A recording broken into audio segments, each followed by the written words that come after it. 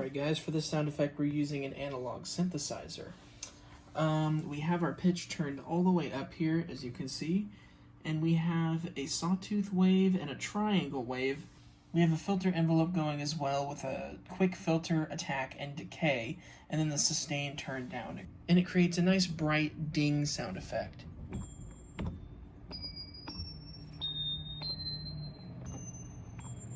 For the dings that I recorded from the synthesizer, I just separated them all and gave them fades so that there's no hiss from the mixer.